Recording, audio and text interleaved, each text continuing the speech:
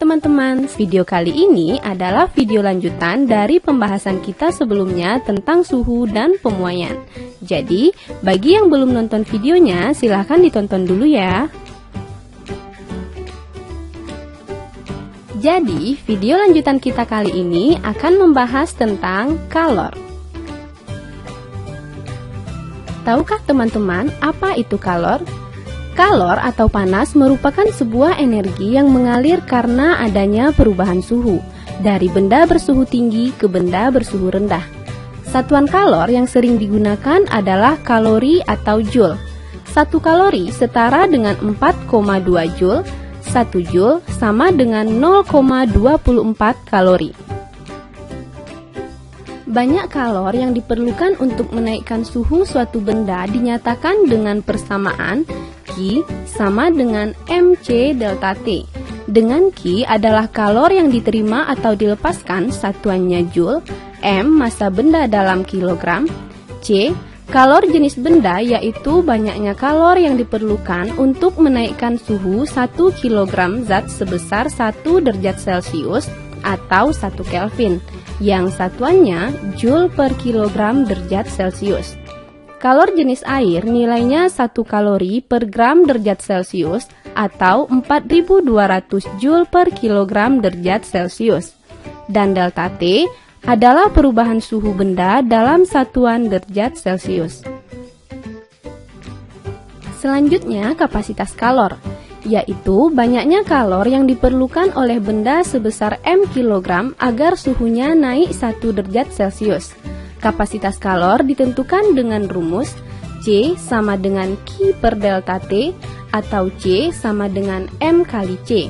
Dengan C kapital adalah kapasitas kalor dalam joule per derajat Celcius, Q adalah kalor yang diterima atau dilepaskan, satuannya joule, M massa benda satuannya kilogram, C biasa kalor jenis benda dalam satuan joule per kilogram derajat Celcius, dan delta T perubahan suhu benda dalam derajat Celcius. Kalor dapat mengubah wujud benda padat, cair, dan gas. Perubahan tersebut disebabkan karena benda menyerap atau melepas kalor. Perubahan wujud benda yang menyerap kalor adalah mencair, menguap, dan menyublim atau perubahan zat padat menjadi gas. Sedangkan perubahan wujud benda yang melepas kalor adalah membeku, mengembun, dan mengkristal atau perubahan gas menjadi padat. Jumlah kalor yang diperlukan untuk mengubah 1 kg es atau zat padat menjadi zat cair pada titik leburnya disebut kalor lebur. Sedangkan jumlah kalor yang dilepaskan untuk mengubah 1 kg zat cair menjadi zat padat pada titik bekunya disebut kalor beku. Kalor lebur sama dengan kalor beku, dinyatakan dengan rumus Q sama dengan M kali L. Q adalah kalor yang diserap atau dilepaskan, satuannya joule, M massa benda dalam kilogram, dan L kalor lebur, satuannya joule per kilogram. Pada peristiwa menguap atau mengembun, besarnya kalor yang diperlukan pada peristiwa ini sama dengan M kali U. Dengan U adalah kalor uap, yaitu kalor yang diperlukan untuk mengubah wujud 1 kg zat cair sampai seluruhnya menjadi uap pada titik didihnya. Satuan kalor uap adalah joule per kilogram. Berikut ini adalah grafik perubahan wujud zat. Saat suhu benda di bawah 0 derajat, wujud benda adalah es. Sehingga untuk menghitung kalor pada fase ini menggunakan persamaan Q sama dengan mc delta T. Kalor jenis yang kita gunakan adalah kalor jenis es. Pada suhu 0 derajat, es melebur. Jadi kalornya sama dengan massa kali kalor lebur. Pada selang suhu 0 sampai 100 derajat, kalor dihitung dengan rumus Q sama dengan mc delta T. Ingat, pada fase ini zat wujudnya cair. Jadi kalor jenis yang digunakan adalah kalor jenis air. Dan pada suhu 100 derajat, benda mengalami penguapan. Kalor yang dibutuhkan pada fase ini sama dengan massa kali kalor uap. Setelah air menjadi gas, fase selanjutnya gas akan mengalami kenaikan suhu, sehingga persamaan yang digunakan Q sama dengan mc delta T, di mana C adalah kalor jenis gas. Oke teman-teman, bisa dipahami ya?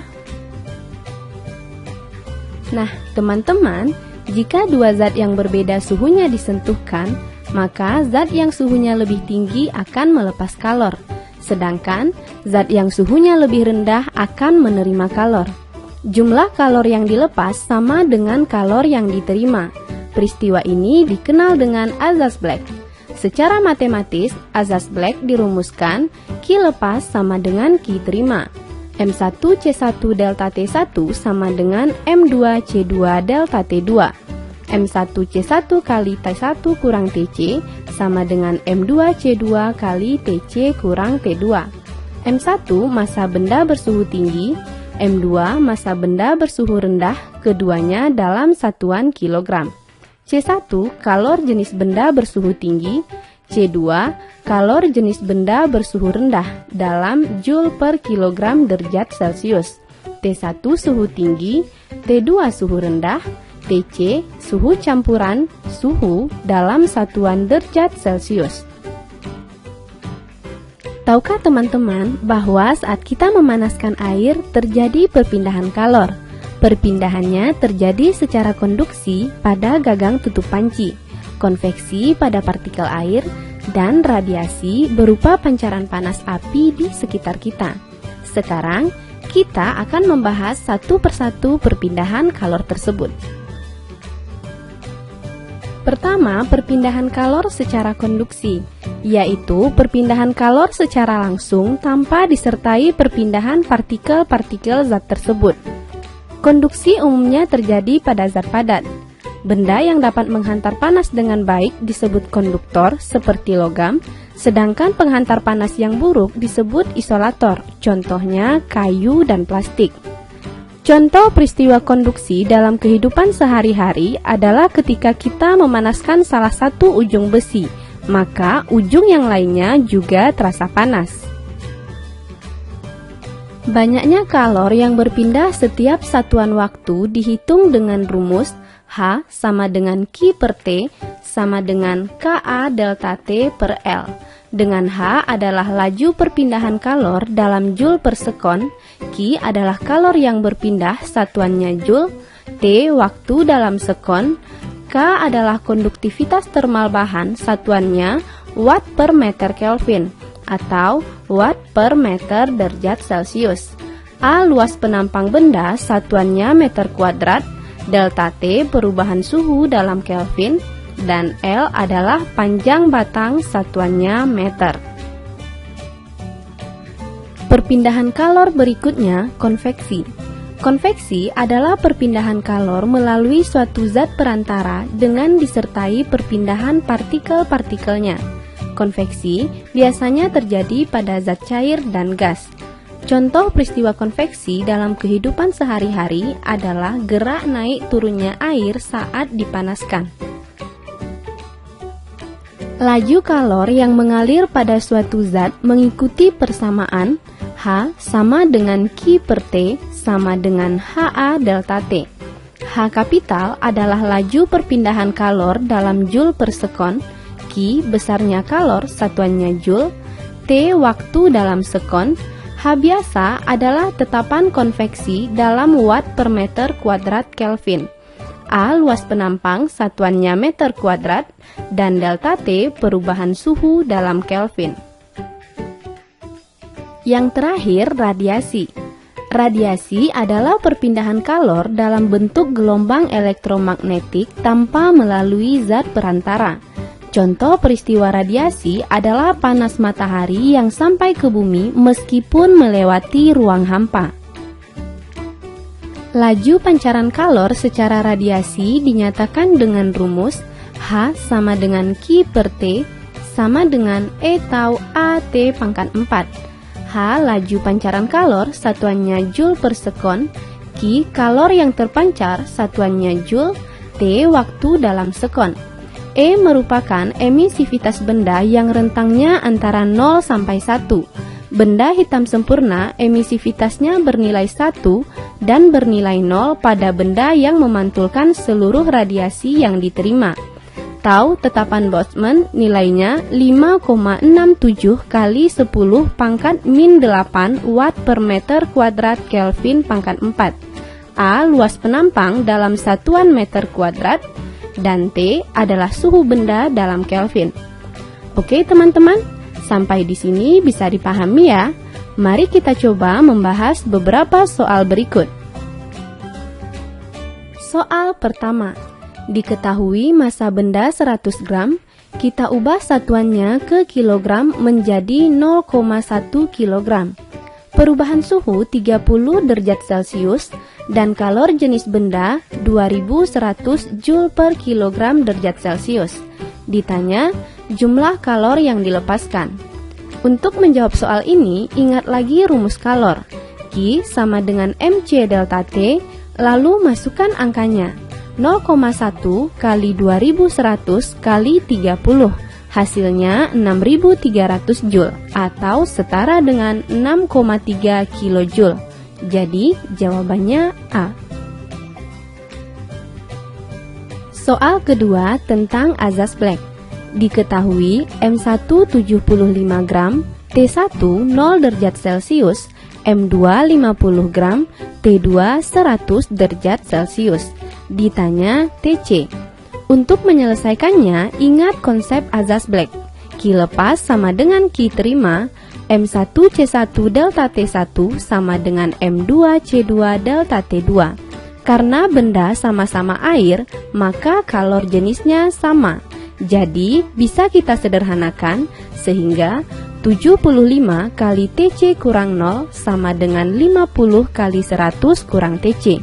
Masing-masing ruas kita selesaikan perhitungannya. 75 TC sama dengan 5000 kurang 50 TC, sehingga TC sama dengan 40 derajat Celcius. Jadi jawaban yang benar adalah B. Soal berikutnya menanyakan faktor-faktor yang memengaruhi perambatan kalor pada logam. Nah, karena logam merupakan konduktor, maka persamaan yang digunakan adalah persamaan laju kalor secara konduksi. H sama dengan Q per T sama dengan Ka delta T per L. K merupakan konduktivitas logam, luas permukaan A, delta T perbedaan suhu, dan L adalah panjang logam. Jadi, yang memengaruhi laju kalor secara konduksi adalah semua pernyataan di atas kecuali massa logam, sehingga jawaban yang benar adalah A. Soal terakhir. Diketahui T1 sama dengan 327 derajat Celcius sama dengan 600 Kelvin. T2 sama dengan 27 derajat Celcius sama dengan 300 Kelvin. Ditanya Q1 banding Q2. Soal ini kita selesaikan dengan perbandingan rumus radiasi. Q sama dengan E tau AT pangkat 4. E, tau dan A besarnya sama, jadi bisa kita sederhanakan. Sehingga perbandingannya menjadi Q1 per Q2 sama dengan T1 pangkat 4 per T2 pangkat 4 sama dengan 600 pangkat 4 per 300 pangkat 4. Kita sederhanakan sama-sama bagi 300. Q1 per Q2 sama dengan 2 pangkat 4 per 1 pangkat 4. 2 pangkat 4 sama dengan 16, 1 pangkat 4 sama dengan 1. Jadi, Q1 banding Q2 sama dengan 16 banding 1. Jawabannya D. Oke teman-teman, jadi di video kali ini kita udah membahas tentang persamaan kalor Q sama dengan mc delta T, perubahan wujud zat, yang melepas kalor, membeku, mengembun, mengkristal, sedangkan yang menyerap kalor, mencair, menguap, menyublim. Persamaan azas Black, Q lepas sama dengan Q terima, dan bentuk-bentuk perpindahan kalor berupa konduksi, konveksi, dan radiasi. Nah, sampai di sini dulu pembahasan kita tentang kalor. Jangan lupa tonton terus video-video terbaru di channel kita ya. Sampai jumpa di video berikutnya.